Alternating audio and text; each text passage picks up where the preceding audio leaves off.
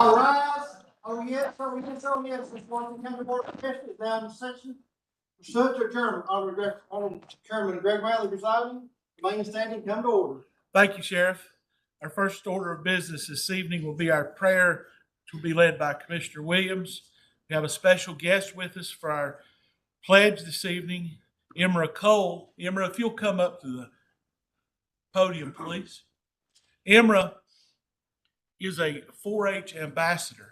She travels to local governments and speaks to them, and also tonight she is here to conduct our pledge. Emma, we thank you for being here. It's an honor for us to have you this evening. So Commissioner Williams will open with the prayer, and immediately when she's finished, if you'll go ahead with the pledge. Mr. Williams. Okay.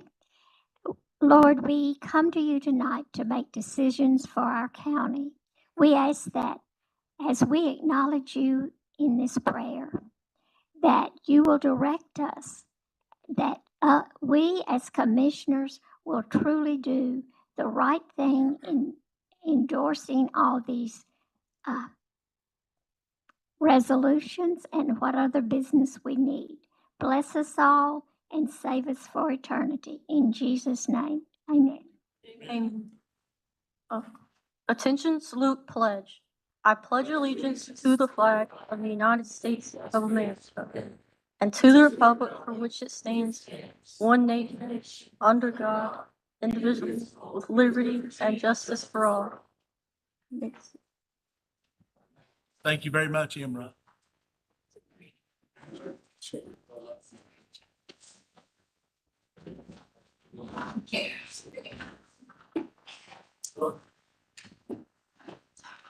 Madam Clerk, if you'll switch us up to the roll call screen, please.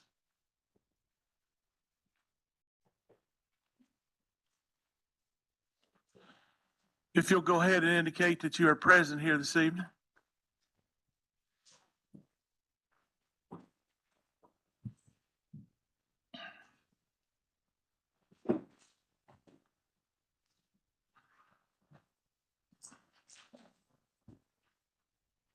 All right, we have 11 present and 4 absent.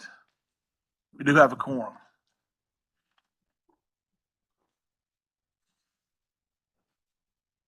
Our next item is approval of the agenda. We do have one thing that we would like to bring to your attention. We have some, after speaking with the attorney, we probably need to have an executive session towards the end of our meeting this evening to discuss some litigation items with Bright Ridge. So if we can have a motion to include that. Was there anything else, Allison, that No, sir, this will be an executive session solely on the current status of the Bright Ridge litigation. Okay. All right, Commissioner Wheeler. Chairman, would it be appropriate for us to add after 10A an item to whoever we appoint to the commission that any place on committees that Commissioner Ford is on, which would be the county property city. That does sound like a good motion. Is that what you were making there? I will make that a motion to approve the agenda with the addition of both the executive session and that. Yes, Commissioner Jones. Around the active courthouse project later in the meeting, I know that to be submitted, I was willing to be here for that conversation. Just wanting to make sure that she's here when we have it. Okay, yes, sure. It's slightly earlier, just to be courteous of that. Well, please remind me if we get that far, and we can always come back to it. Mr. Chairman, where should you place executive sessions? At the end of the meeting agenda, if we can just bring it under, my microphone stopped for a minute. If we can just bring it under new business. Thank you.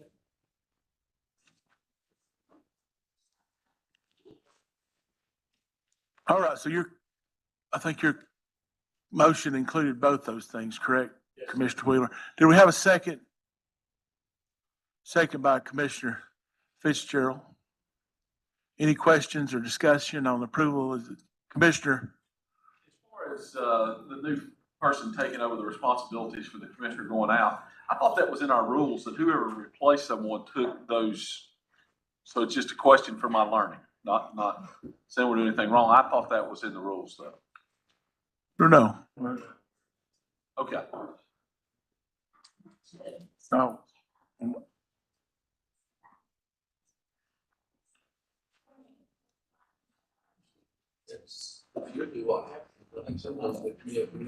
Matter, I think the county attorney is ready to answer that question. Okay. Ms. Wilkinson? Thank you. That is my recollection. I can point you to the rule very shortly, but it is the case that upon appointment, the commissioner would take the to the outgoing. It's on. Let's try it again, Alice. Perhaps we could revisit that and get that point. If it's not in the rules, I'd rather not have to have a committee meeting just to do that. We could do it tonight if we don't find it. That's okay. No, it's not. I was kind of asking the question, from my understanding, as much as anything, in case in the future someone forgets to bring that up. Just going up here to make sure I have no problem. And I can confirm now if it would be helpful. It is, and I'm pressing the button, and I'm not sure that you can hear me, but I hope you can. It is Rule 11, and you are correct, with vacancies on the committee. Should one or more members of the committee resign the member's position on the committee, the board shall fill those vacancies in the same manner as the original members. When a vacancy on the board occurs, the member's replacement on the board shall automatically assume the former member's position on any standing committee created by the former member's vacancy. All right, and it's standing committees. So, Yes, sir. all right. Well, thank you for your forethought, Commissioner Wheeler. I agree that sometimes that gets overlooked.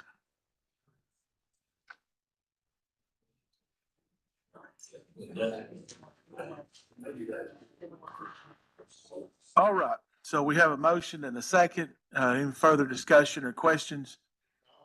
Question's been called. All in favor of that motion signify by saying aye. All opposed, like sign. The motion passes and the agenda is approved as amended. We have no public comment this evening. We have no public hearing for rezoning. However, you will find the minutes of the rezonings in your packet, or the Planning Commission minutes and the Board of Zoning Appeals. Tonight we have with us our 4-H leaders. Connie, if you'll come to the podium, please.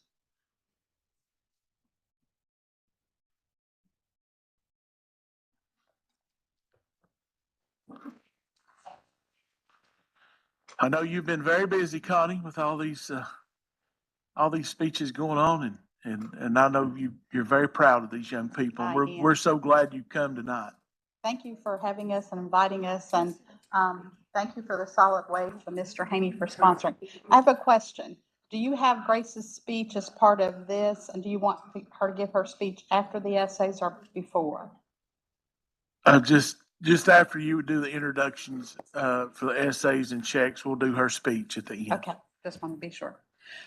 So every year, probably for the last, Connie, if you'll move that microphone up, we can hear you a little bit better. There you go.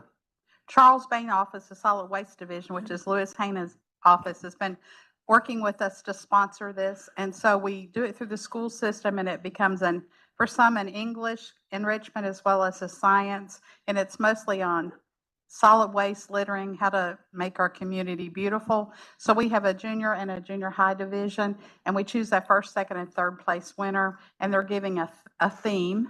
And of course, the younger kids, we try to keep it at 150 to 250 words. But this year we had several that did like 369, and we had to kind of cut those out. So we decided next year we're going to extend the word limit. But when you tell a child that they have to, in fourth grade, that they have to write about 250 to 500 words, they go, 500 words. They think that's a lot. So I'm going to ask Barbara and Juanita probably to come up because you have the box. And then we brought their essay with them. They have the opportunity to read that. As of a few minutes ago, there's all 6 here or still just 5? Okay. And one of them doesn't want to because it is an essay, but I will try to maybe, if you want, send you the essays if they want to have those. Yeah, that would be fine to send them to us.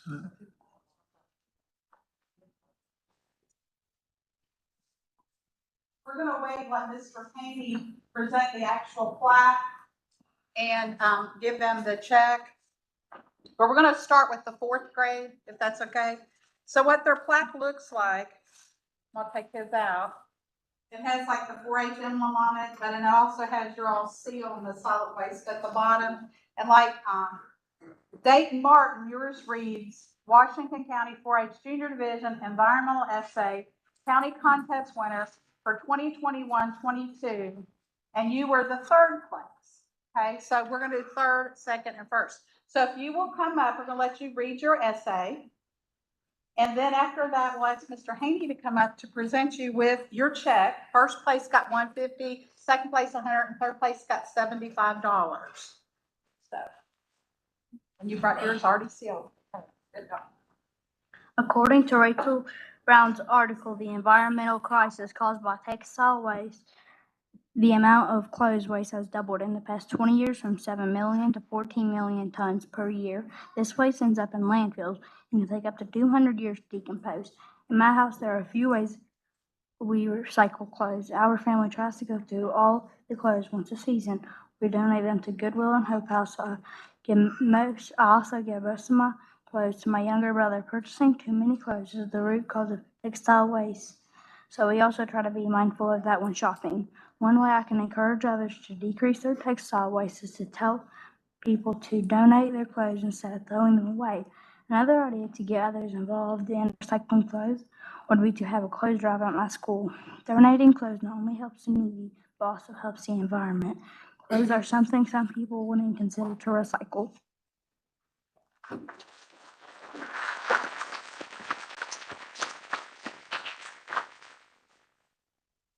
So we're going to take a picture of Mr. Haney presenting it to you since he was our major sponsor. And then when we get finished, we'd like all of those of you that got these awards tonight and our public speaking winner to wait because we want a group picture too out in the hall when the meetings continue. I'm slow getting my phone turned on, I'm sorry. Ready? Congratulations.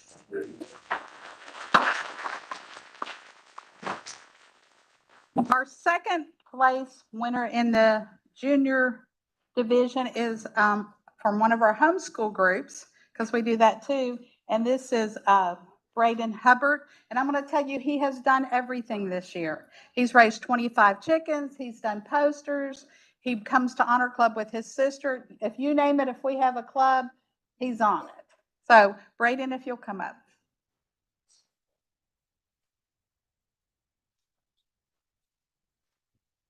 Use your loud voice. Have you ever thought about where trash goes? I will tell you. It goes to a landfill, which is a giant hole in the ground where garbage is covered, put and covered with dirt. Poisons from the garbage are released into the soil nearby water sources. This can be harmful to animals and people nearby landfills. Get full and new ones need to be created. One way to reduce trash in landfills is to recycle. You can recycle metal, plastic, glass, cardboard, and paper. Starting in July, you will also be able to recycle clothing in Washington County. Getting started recycling at home, you can use recycling symbols on items to help you sort your items into separate bins. Make sure to clean your recycling items and take off the labels. Then take your items to a nearby recycling center or drop off. By recycling these items, new things can be made without making new materials or using more natural resources. Recycling is an easy way to help reduce the amount of garbage. If more people would recycle, we could keep Washington County clean.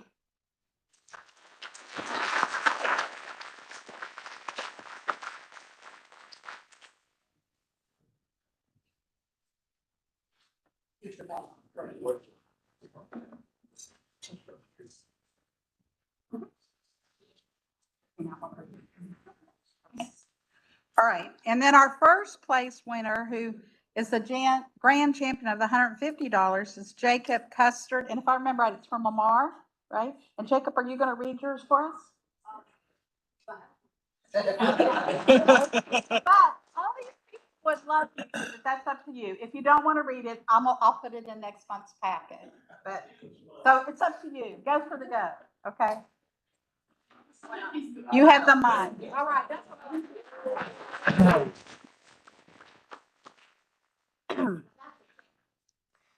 So, if you're looking for a good reason to recycle, okay. Come closer and talk louder. Okay. Pretend like you're yelling at your mom.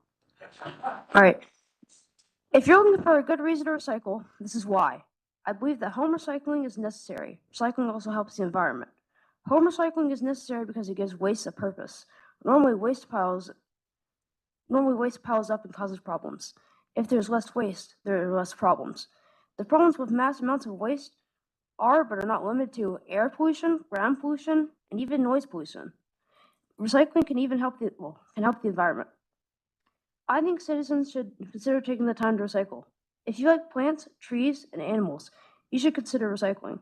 Recycling can help the earth a lot. You can make a big difference just by recycling. Recycling can also be very useful. If a plastic company can't produce any plastic, they can use recycled plastic to make products. Stuff made by recycled products can be a lot easier to come by because there are more recycled or recyclable products. You're doing everything and everyone a favor by recycling. I hope you consider recycling. All right.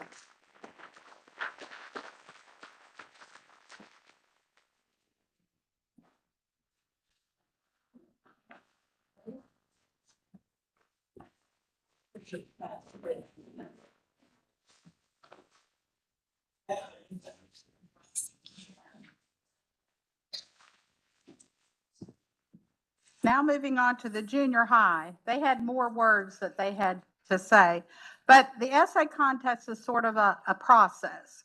So one of the reasons that this works great also in English, they're given a theme, they have to research a topic, they have to, find their resources. Sometimes they interview people, and then they actually have to write the essay. Then the public speaking goes in, especially with the speeches, if they practice on the presentation, the eye contact, getting loud, and things like that. So our next person has chosen not to read. Is that correct? Okay. So you'll read his in the pack. But our third place winner for our junior high division went to Elijah Manus.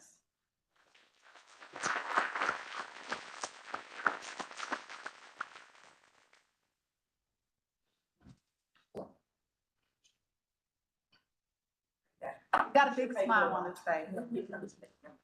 And that's part of it. You encourage them to go on, but you don't force them to that. So they're learning as they go. What school is he from?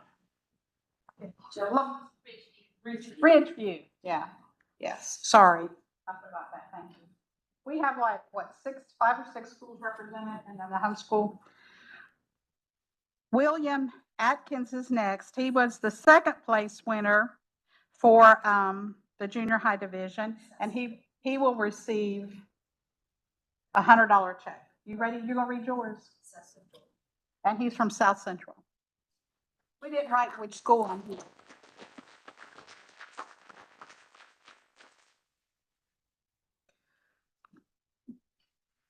Littering is a problem we all face in today's society. Why is it a problem, you might ask? Well, in addition to water and soil pollution, littering can also pollute the air. Researchers estimate that more than 40% of the world's litter is burned in the open air, which can release toxic emissions. These emissions can cause respiratory issues, cancer, and other health problems. Not only that, but littering can also pollute any water system connecting to literally anywhere. Earth Day is hosted on April 22nd to help demonstrate support for the exact reasons we face environmental issues today. Pollution, littering, and deforestation. Earth Day is meant to be spent celebrating the planet's clean natural resources, but can we do that when our Earth Day is not only as clean as it can be? Is everyone really playing their part? In 1960, because there was no EPA, no Clean Air Act, and no Clean Water Act, there were no legal or regulatory mechanisms to protect our environment. So in the spring of 1970, Senator Gaylord Nelson created Earth Day as a way to force this issue onto the national agenda. Taking care of our Earth is something that needs to be taken seriously with patience, baby steps, of course. Earth is our planet and most important need for the continuum of life.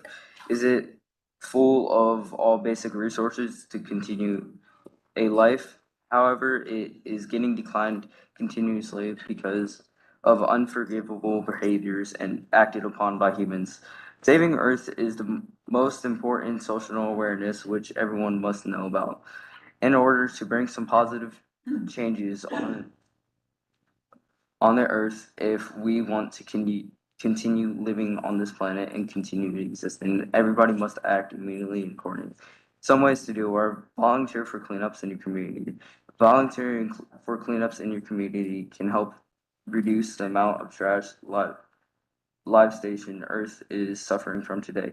Conserve water. Conserving water saves energy. Using less water keeps more in our ecosystems and helps to keep wetland habits topped up for animals like otters, water voles, herons, and fish. Reduce, reuse, and recycle. Cut down on what you throw away. Recycling prevents the emissions of many greenhouse gases and water pollutants and saves energy.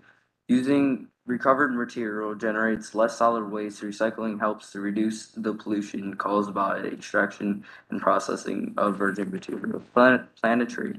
Trees provide food and oxygen. They help save energy, clean the air, and help combat climate change. In conclusion, even though Earth has suffered so much in the 20th century, it is not too late to do something now. It is not too late to turn our actions around and eliminate our disgusting habits, as we have unfortunately made them out to be. Helping is something to be celebrated.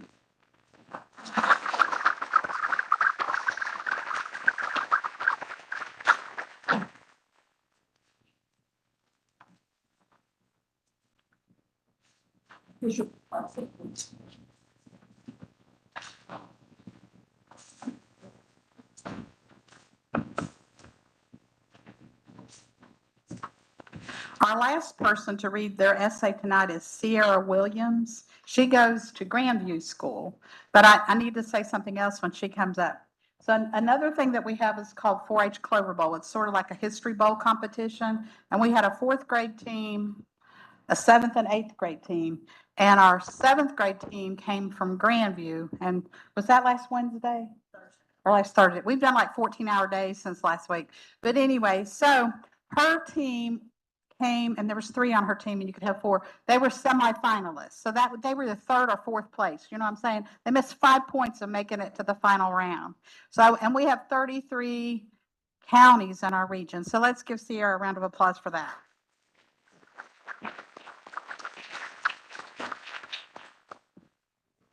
This is my essay on how to prevent littering in your home and community. East Tennessee is a beautiful place, but litter can ruin it. Litter isn't only unattractive, but it has significant environmental impacts such as harming wildlife and the environment. We can help stop this, but to do that, we have to make people more aware of the problem and encourage them to act on it. The last substantial anti-littering campaign in Tennessee was more than 30 years ago. A few ways we can help prevent littering in our community are to set an example, educate people, volunteer, and make creative campaigns that get people's attention. The first way to prevent litter in our community is to set a good example.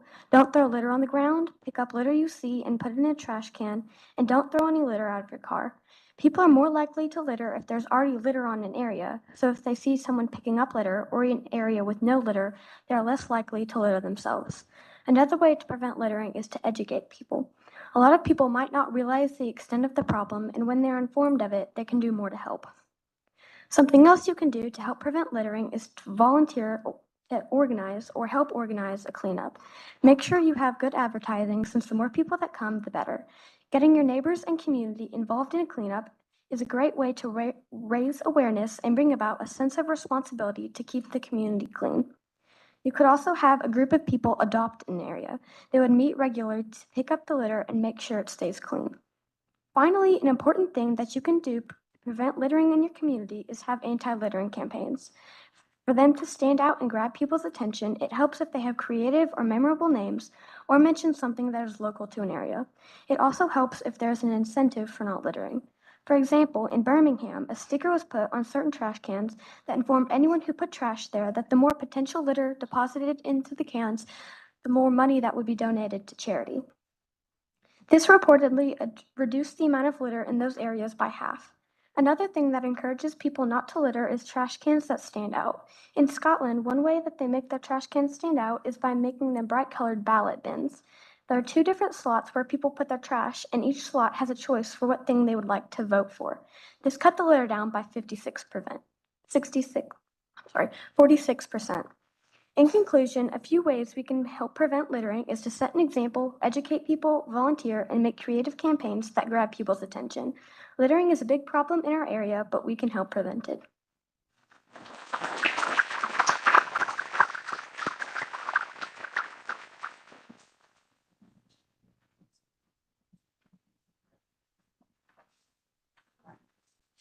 And don't forget, if you all just chill till after we have Grace's speech. Grace, you could be working your way on up while I introduce you.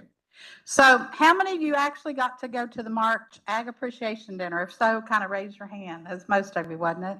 Okay, so if you were there, you got to hear Mary Beth's speech on women and the importance of women in agriculture and farming, right? So we had 3 region winners. Mary Beth, I think, placed 4th or 5th. But they also have to do an extemporaneous one off the top of your head. Like, Greg, if you said, okay, how can 4-H help the political arena? They have 1 minute to think about it, and they got to get a 3-minute speech. I mean, they average the scores together. But Grace is probably gotten first place since 4th grade in her speeches in the region and the state since 4th grade, except for 1 year second. This year she came in second. Her speech is awesome, is all I'm going to say.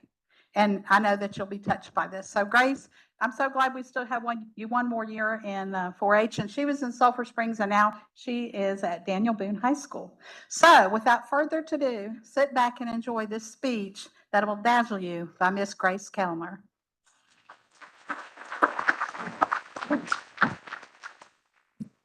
Okay. One of the first pieces of advice my 4-H extension leader gave me when I was preparing for my first speech competition in the 4th grade was, don't start off with your name. It's not professional, plus they've already introduced you. Well, I'm going to do just the opposite. Grace. Grace. That's me. That's my name. Sorry, Miss Connie, bear with me. However, it's not only my name, but also a profound quality that 4-H has taught me. To have grace. In other words, 4-H built me, gave me my name. You're probably wondering what I could possibly mean by all of this. You're thinking, grace is something the Bible talks about, or what you say with your family before dinner or bed. Grace can simply mean elegance, refinement, or movement, effortless flow. It can also be tempering oneself with pleasant, controlled, and polite behavior, especially in the social grace circles. Grace can also be a condition, a mental state. While these definitions may be true, they're not what I'm here today to speak about. I'm here to discuss the deeper meaning of grace and how 4-H developed it in me. Webster's dictionary says that secular grace is an act of compassion, acceptance, and determination. I wasn't, and most people weren't born with these qualities. However, participating in service projects, building lasting friendships, and taking part in competitions, all while being a member of the 4-H organization, has given me those qualities to add to the list of things that make me me. Being a part of 4-H for so many years has given me a plethora of opportunities to learn and show compassion, one of the many definitions of grace. Now, what are those opportunities and how are they examples of compassion? The biggest influence 4-Hers often have on themselves, others, and their community comes from finding something wrong around them and making it right, otherwise known as service projects. Explore with me today how 4-H Grace has taught this grace compassion through these projects. In Washington County, especially with our Honor Club group, we do lots of these projects, and they teach us that it's not about us. True grace is reaching out and helping others. It's giving back to our community. Grace allowed us to make blessing bags for more than 500 youth in our community who are considered homeless. We have provided appreciation cards for several Valentine's Days and the past couple of Christmases for our local Salvation Army. Grace granted us the opportunity to collect backpacks, coloring books, and several other necessary items to give to the 45 youth that continuously stay at Niswonger Children's Hospital. Through Grace, we have done local food drives, collected toys, and made dog beds for our local animal shelters. Grace giving via this type of service teaches us not only citizenship, one's civic duty, as I stated earlier, compassion, the concern for the sufferings or misfortunes of others. Continue with me on my journey of grace. 4-H has taught me acceptance through friendships, accepting people for who they are, and accepting losses in competitive situations. Wow, that's a loaded statement. What does it mean? 4-H showed me that not everyone will get along. Not every person will like one another. We are all unique with our own sets of values and qualities. We can't and should not try to change people. Just accept them for who they are. We can learn from each other's strengths and weaknesses. It gives us the grace to grow. I learned the very humble version of grace the first year I didn't place first in my speech competition, or when I didn't get the outcome I wanted in my portfolio. But those losses and failures once again taught me, you guessed it, grace. Our failures teach us humility. Humility, on the other hand, is something that God develops in us. It is grown by the grace of God and often cultivated through failure. We might not have accomplished what we wanted to, or even what God called us to do, but He uses such circumstances to make us more dependent on Him and less dependent on ourselves, which in turn lets us see the failures as something small and not important, and the achievements as something great and meaningful. Here, humility grows from the grace of our failures. One of my 4-H projects is leadership. That means get up, teach, and lead. Whether that's me giving speeches, making healthy snacks, or interacting with my campers. My 4-H project work reminds me that our failures encourage us to be learners, to embrace the grace that grows in us. Grace is very important for leaders, for us to remain teachable. When looking for leaders, future teachers, politicians, doctors, etc. in our community, we must put pride and ego aside and be humble in grace. 4-H has taught me grace and determination through competitions and projects like speeches, essays, portfolios, planning events, etc. It's taught me to always put my best effort in and push through when it gets tough. I could say, I'm too busy to finish my portfolio or prepare a speech. But when saying no, I'm not allowing myself to grow. I'm taking the easy way out. Sometimes we have to plan moments of grace, times to help others, times to lead, times to be a part of the larger social group. According to John 1:14, Jesus was full of grace and truth. If I want more grace in my life, I have to focus, learn, and look at truth, facts, and knowledge to grow in all areas. Earlier, I mentioned that one of the definitions of grace was elegance. We think of someone who is eloquent as someone who walks straight, is dignified, and refined. But this grace has not always been graceful. Just ask my mom or anyone on my soccer team. How many surgeries or leg injuries have I had? Have you ever tripped while walking in high heels that caught the bottom of your roundup or prom dress? Have you ever fallen on the steps of the state capitol while at Congress? These are some of my many not so graceful moments. I have to joke about myself a little. We're all guilty of being ungraceful at times, but true grace is about learning through our failures, not giving up, picking ourselves up, and moving forward, moving onward. So thank you, 4-H, for journeying with me the last 8 years to help me realize the true worth of myself, the gift of being this girl named Grace.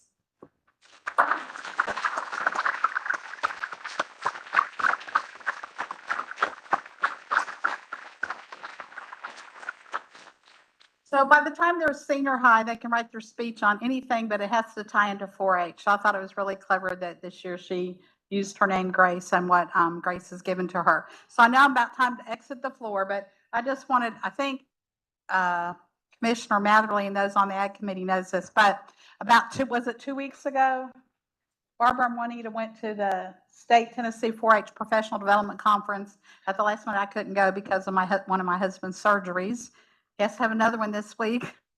But anyway, we had 3 awards, and I wanted to kind of let Mr. Boyd know that I don't think that sent it out. We got first place in the state for our environmental education programs for this and all the STEM that we do in the classroom. There's 95 counties in the state. We got first place for our after-school programming that we did with LEAPS at South Central. And then we got first place for the grants I wrote to do summer arts and crafts and camping last summer that we did. And we did stuff all on. So I thought that was really good. I'm not promoting me. I'm just telling you that's how hard we work because we want our kids to succeed. And that's one thing for the kids that stay active in 4-H. I get to have them from fourth grade till they graduate. So thank you for working with us, Mr. Haney, commissioners, the school board, for allowing 4A's to help teach your children about grace. Thank you. Thank you so much, Connor. I don't know how you and Barbara and 180 get it all done. I don't know how you and Barbara and 180 y'all get it all done, but you sure do. And we appreciate the job you do.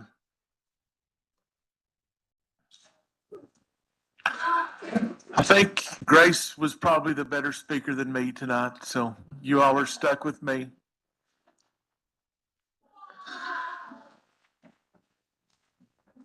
All right, our next item is the Board of County Commissioners, our agenda, or not our agenda, but approval of our minutes. That's the minutes of the April 25th meeting of the Board of County Commissioners. Do we have a motion to receive and consider those minutes? Motion made by Commissioner Fitzgerald, seconded by Commissioner Tester. Any questions or discussion? Seeing none, all in favor of the motion signify by saying aye. All opposed? The motion passes and the minutes are received. Next item is election, appointments, and confirmations. Our first item on that agenda is an appointment to fill the vacancy of Washington County Commissioner for the 15th Civil District. I'll go ahead and open the floor for nominations. Commissioner Davenport? Yes, I'd like to nominate the top vote getter in the Republican primary for that 15th district is Ben Carter. We'll place Ben Carter's name in nomination. Any further nominations? Commissioner Wheeler? The nomination cease. Commissioner Wheeler moves that the nomination cease and he be elected by acclamation. Do we have a second? Second by Commissioner Carriger. All those in favor of that motion signify by saying aye. All opposed? Congratulations, Commissioner Carter.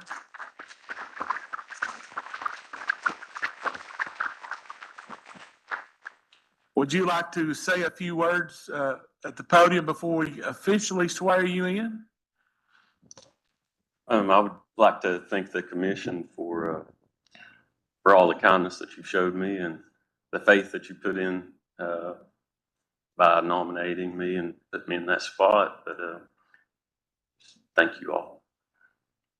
Thank you so much, Ben. We appreciate you so much and taking on this role to finish off this term. I know Mike would be very proud of us for doing this, and we appreciate you coming in a little bit early to fill a vacancy and a need that we have.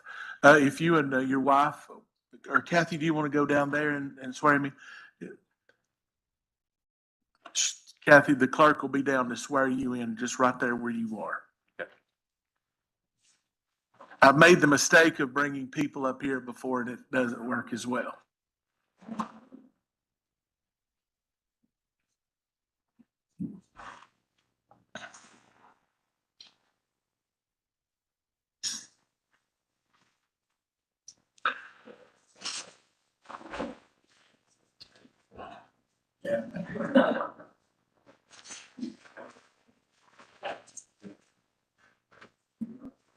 You just raise your right hand, and after I say the statement, you just say I will. I, Ben Carter, do solemnly swear that I will perform with fidelity the duties of the office to which I have been appointed, and which I am about to assume. I do solemnly swear to support the constitutions of Tennessee and the United States, and to faithfully perform the duties of the office of County Commissioner, representing the 50th District of Washington County, Tennessee. I will.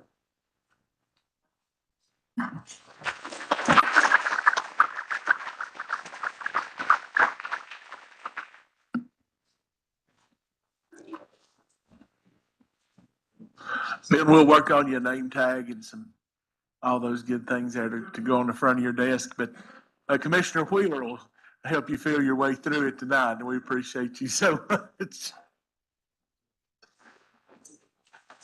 All right.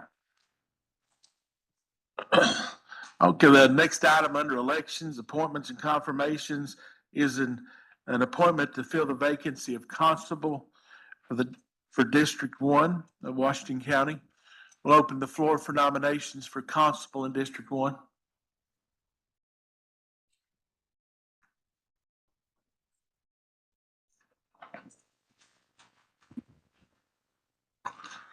Seeing none?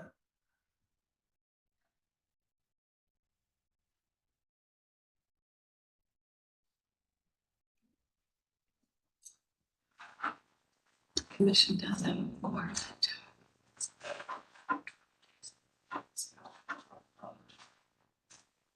We do have a requirement to appoint someone within 120 days. We have reached our 120 days.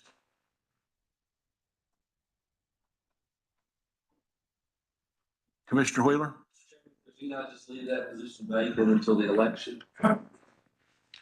I would prefer that, but I will have to yield to the attorney on that one. I think that's who I seek my counsel on placing this item on the agenda.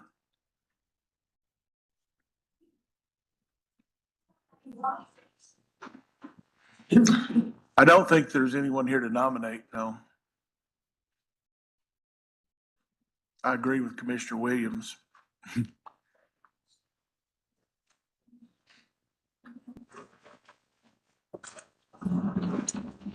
Just show you when it expires.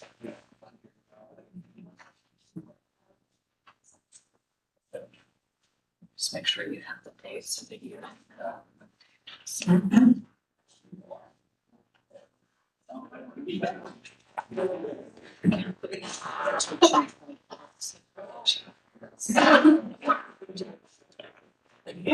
All right. You know, the attorney always has answers. Sometimes you like them and sometimes you don't. But we do have a little bit of leeway till June 24th. So seeing no nominees or no nominations, I don't see how we move forward with this issue. We will probably reappear back on the May agenda or the June agenda on the 23rd. I think we have a proposed special call meeting, and it would appear on that agenda. Commissioner Wheeler, I see it. Mr. Chairman, if we could ask the county attorney to look, not just for tonight, but before that meeting to look. I know that we may pass the time to do this, but at some point you have an option to not have the position, just to close the position. So we go from, if we have 3 districts now to 2. And given the lack of interest in the position, I'm not sure you may tell me there are people that are qualified for the election. But if nobody's qualified for the election, I think it'd be worthwhile for us to know what the option is, if it's still available to close that position. We have one gentleman that was in the Republican primary that is the nominated Republican. We do have an independent challenger in August. So I'm sure we're past that opportunity then. I would assume so, Commissioner. So we will bring this item back on the agenda, like I said, on the June. Let's do that on the regular meeting, the June 27th meeting. And it may be before that time, Ms. Wilkinson, if you would look and see if there's any other alternatives, since we do have an election coming up in August, that would decide this, and I would feel better about that also. So seeing we have no nominees and no nominations, we'll move right along to the county mayor's report. County Mayor? Mayor Grandy? Sure. Thank you, Mr. Chairman. There was a report in your packet tonight, and I don't know if anybody had any questions regarding that, or if you do, this would be an appropriate time to say, what do you mean by that?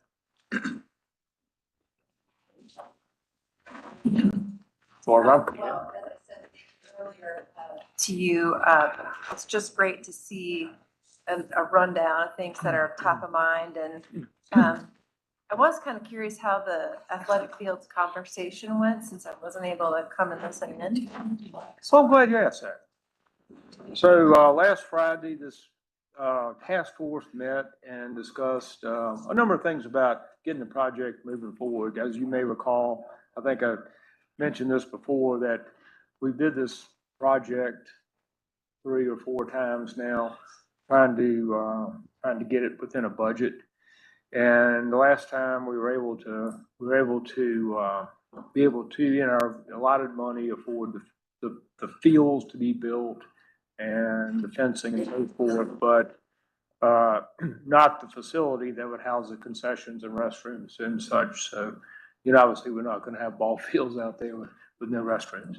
And so the meeting Friday took the tone of how might the county commission and the Board of Education partner to get a complete project. And I think we came away with some really pretty productive ideas, and Board of Education is going to consider some of those things as to whether, a partnership between Board of Education and the county commission makes sense for that facility, since it's, right there at the school site. So a couple of other issues identified, and we're making progress. So I think we'll have an answer for that. I might also mention that with regards to the TCAT project, satellite at the former Boones Creek Elementary site, we have a new president of TCAT that will be on board, expected June 1st. And we anticipate David Hicks will actually get that nomination from TBR when they meet this week. So we're already planning to meet with him and to get that project moving, so we can have our construction related courses going in the fall. And as a side note, in conjunction, we met today with the Niswonger Foundation. I think it was a very positive meeting on related types of courses that they call Career Connect. And a number of you all were at Career Quest, which was hosted in the Dome at ETSU week before last, and had over 4,500 kids, 7th through 12th grade, look at there's over 50 businesses in the community that offer career technical jobs, and it's just very exciting to see that level of interest. Career Quest was started back in 2017 and had been off duty for the last couple of years because of our little virus situation, but tremendous attendance this year and a lot of interest. So while I've got the floor, and not to have to bother you with this again, I just would like to introduce our brand new city manager. Not so brand new anymore. She used to be shiny. Now she's just a little abused. Kathy, come on up. Kathy Ball is New Johnson City manager. And I'll just have to say that in the months that we've had the opportunity to get together and meet, we meet about every other week on any number of topics. And sometimes they have to do with city and county, and sometimes they don't, but that's okay. We are in a good place. Kathy is actually a native of our community from Unicoi County. Her family still lives there, some of them. And she was educated here in Tennessee, and her first job was Tysinger Hampton and Partners as an engineer, obviously. And so one of the things that she told me I thought was funny, when they were touring her around when she was being interviewed for this job, one of the places that they drove was into a subdivision. It was actually Shadowwood, and she went, "Oh my gosh, I just am in the subdivision." So she is truly one of us, and she represents the city well. We don't really like to talk about the city and the county getting along, but behind closed doors, we get along very well. So I just would like to say welcome, and this is your first commission meeting. So commissioners, Kathy Ball.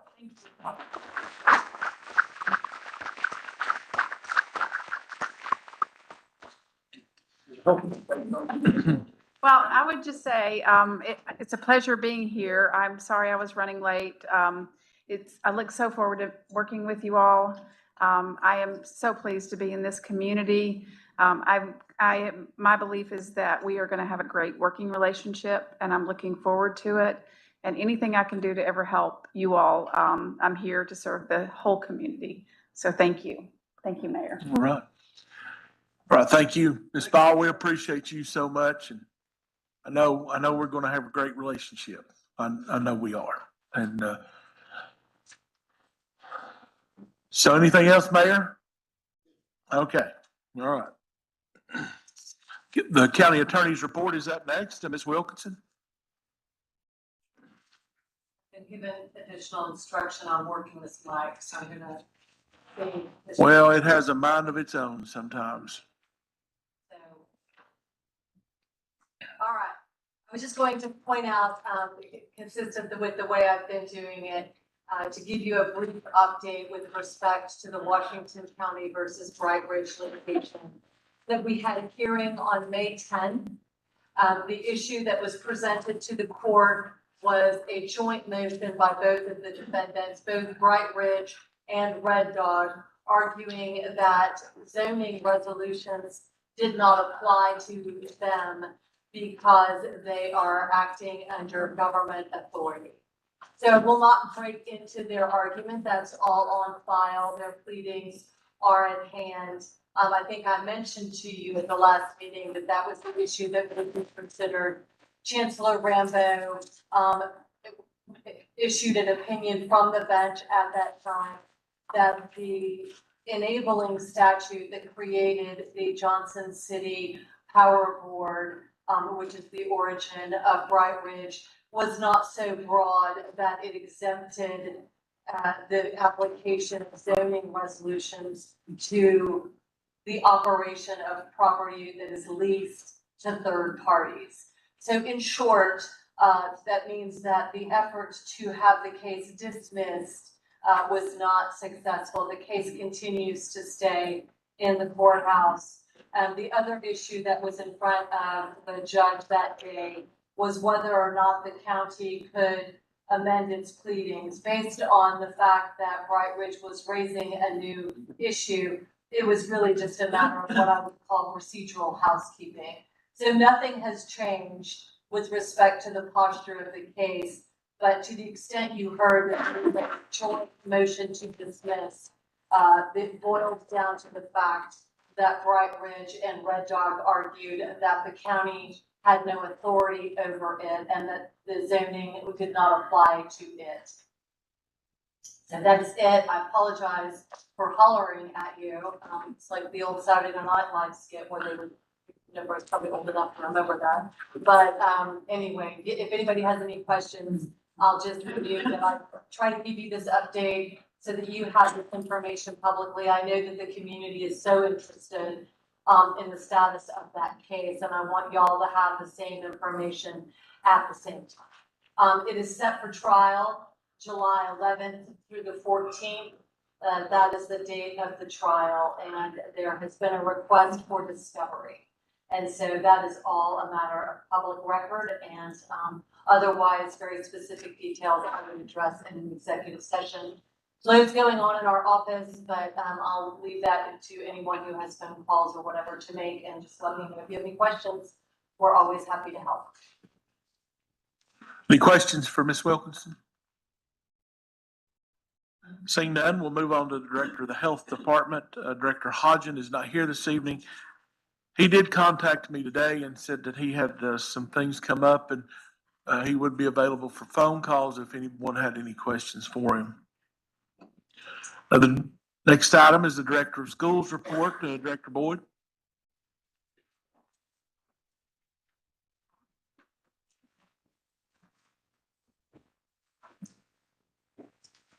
Good evening.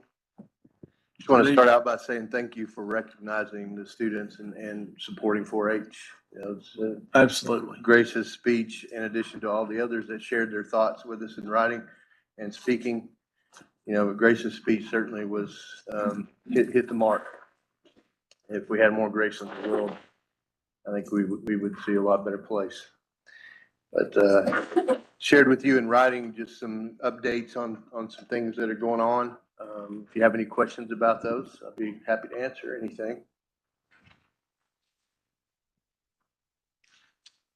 And just Wednesday is the last day of school for our students. It's an abbreviated day, and we will be running buses. If our doors are open, we're going to run transportation. So even though it's an abbreviated day. Yes, ma'am. It's out for bid. Do you also request local within Washington County? Because a lot of the things I saw were, out of the county. They're advertised locally, yes, ma'am. The turf project was done on a national consortium cooperative purchasing agreement. But the company is in Knoxville, so we utilize the national bid on that. But other bids, as far as the board work with an architect or other firms like that or other professional services, it's advertised locally. Yes, ma'am. Yes, sir. One thing on our agenda here shortly is to update your 5-year capital project plan. Yes, sir. And one of the amendments to it is to take off door hardware and HVAC control projects, social grants. Mm-hmm. I was just wondering, I think it's under. Yes, sir. Well,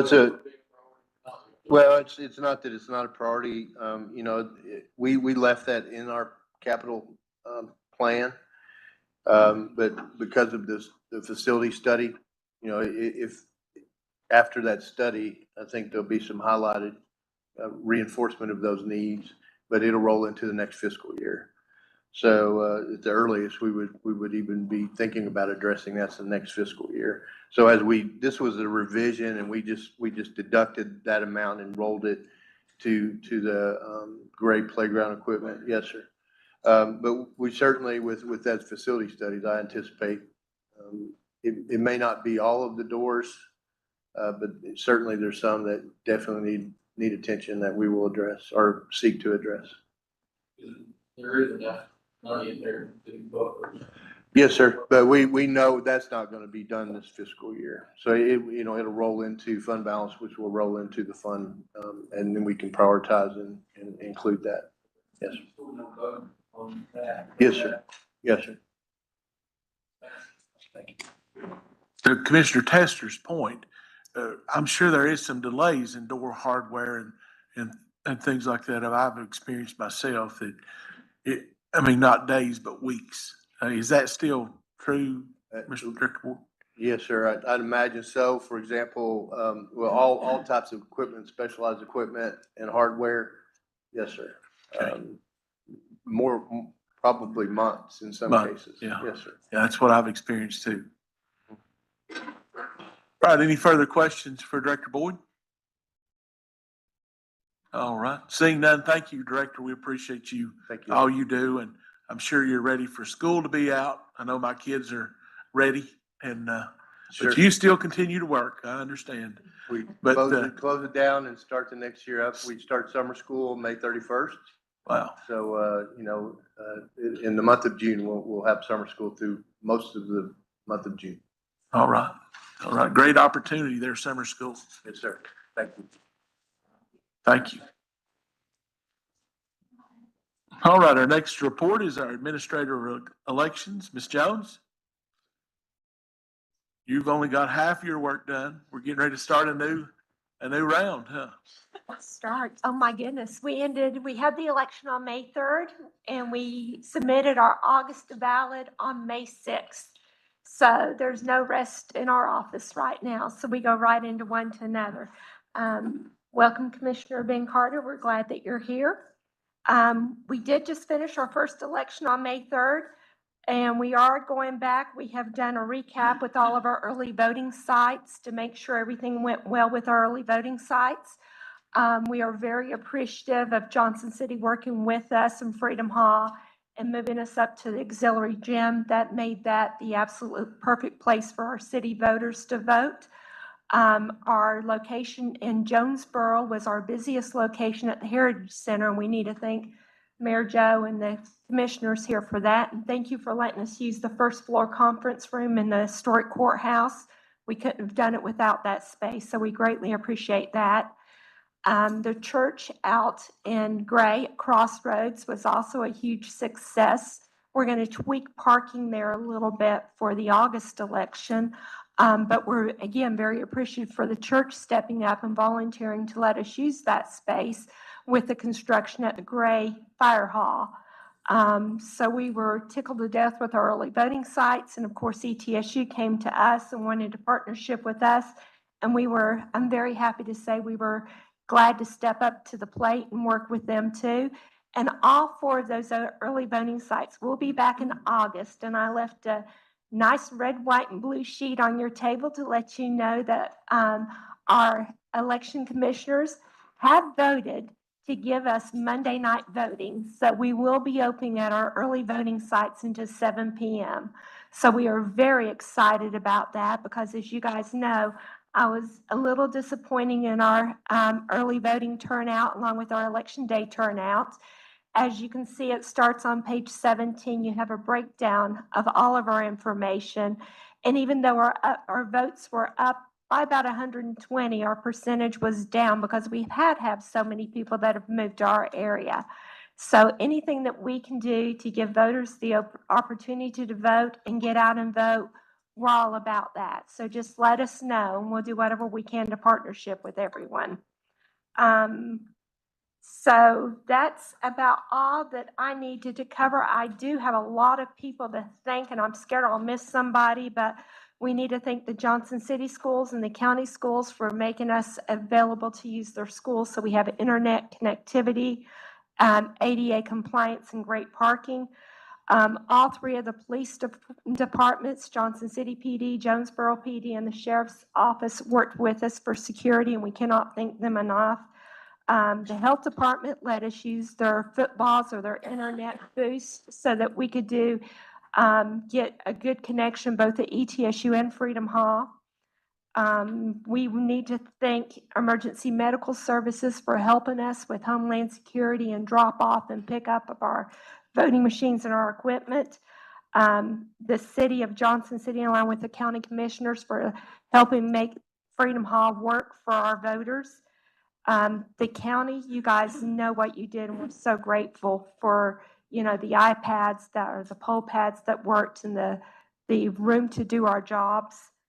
And the Jonesboro City Manager, the Johnson City Manager, and Mayor Joe. So we just need a big thank you for everybody who, truly a team effort. This was truly, truly a team effort. So any questions for me? Commissioner Malone? 2 items is, one, just a big thank you. I was grateful for the statistics and the demographic information, so thank you for that. And I'm sure this is something you spend a lot of time thinking about, but I'm just curious, and you may want to give it more thought and come back to us later. I'm just curious about what we can help you do in terms of increasing voter participation and increasing not just the raw number, but the percentage of our registered voters that actually get out and vote. That is something that we are brainstorming in my office, trying to figure out what is it, because when it comes to register to vote, with the exception of 2 districts, we have a great voter registration. And even with the county school system now for their summer meals program, they have to do a voting registration drive. So we are working with Kim in the county school system, and we've given her information and sent home. But we seem to be missing some of the follow through. And we are trying to maybe do some friendly competition with some neighboring counties where, instead of COVID numbers, since we're not promoting those every morning, maybe we can get that promoted on the radio or the TV. And we haven't talked to them about it yet. So if they're listening, I know it's new to them, but we are trying to brainstorm and think out of the box. How can we get people out to vote? Because 15.4% in my book, coming from a military family, being a military mom and a military wife, just as we need to improve it if we can. And I'm open to all ideas. So if you guys have some, please talk to me, because I'm game. But we just had an opportunity to be introduced to the new city manager, and it would seem that representation in the county election from city residents is low. And I know in conversation leading up to the primary, it just seems that many of our city residents are not informed that they can indeed vote in the county primary election. So it would seem that that's an opportunity where we could have an impact and increased participation. My 3 areas where I have the lowest registered voters are in the city. So that is on my radar, and I do want to improve that. And I am doing some things with ETSU to try to improve that because they're in one of the districts. I've spoken with Jody Jones. I want to do things with her in the off year so that we can inform and get free, fair, informed elections and get a better turnout in the city. Because as you can tell from the numbers you have in front of you, county, we had turnout in the county. We need to get our city voters out. So yes, sir. Any further questions for Ms. Jones? Dana, thank you so much. We appreciate you coming and great information. Thank you. Super. And our door's always open if you guys have any questions. Thank you. Have a good Thank you. evening.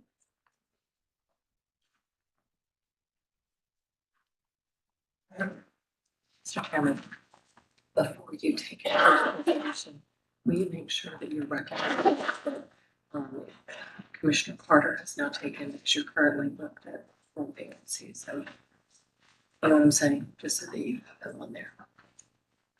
So we're 12-3. Because you went on. Yeah. He's joined. I guess he's already got it. Yeah, we've already got him on the roll. So that record should reflect that. Just for the record, or for the recording, I'm sure. With the addition of Commissioner Carter, we now have 12 present and 3 absent.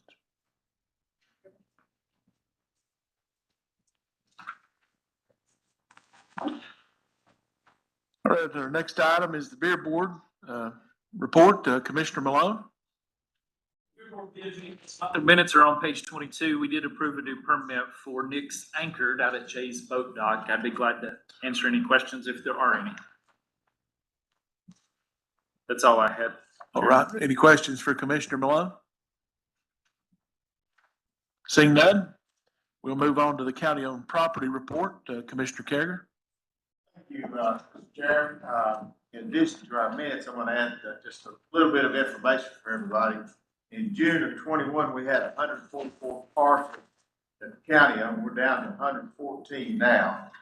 And a lot of those have been reduced through tax sales and through working with Eastern Aid and some of the other not-for-profits that build housing moderate income. And like I say, right now we've got 10 parcels in the industrial park, 8 parcels owned by the highway department, 24 parcels owned by the schools, 27 that are occupied by the county from the sheriff, courthouses, and the other departments. And hopefully we'll be making some more progress this year on reducing that number. Our goal is to try to get as many pieces, parcels, back on the tax-paying rolls. I understand that we've got some parcels, there's nothing we're going to be able to do with. There little slivers of land that we might be fortunate to give them to somebody so they'll mow it instead of us. But our job is to find out what we've got and put as much back on the tax roll as we can. With that, you see our minutes from the May 5th meeting. I'll be glad to answer any questions that you might have at this time. All right, seeing none, Mr. Chairman, we have a resolution number 220501. It's a resolution creating and appointing members to the Ash Street Courthouse project, and that would be Commissioner Jody Jones and Mayor Joe Ring to be on that special committee. With that, I'll make a motion for approval. Could I just have one moment of clarification? The city members that were on there, did you have? I know that the city manager, and assistant city manager, and we might have. And the mayor. The others on there. You know why?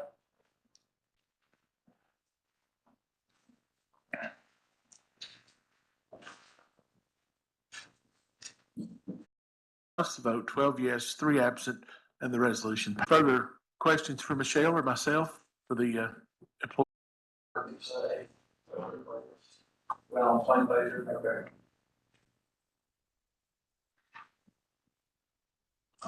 Call question. Question's been called. Madam Clerk, if you'll switch us to the voting screen, please. Go ahead and cast your vote and lock it in. That's the vote. 12 yes, 3 absent. The resolution passes. Next item is the Washington County Library Board of Trustees. Mayor Grandy serves on that board and is You'll see our minutes from the May 10th and May 11th meetings at page 150 and 155 of your packet. The first resolution we have for your consideration this evening is resolution number 22-05-09, resolution amending fiscal year budget 2021-2022 regarding stormwater management stream sampling, found on page 165 of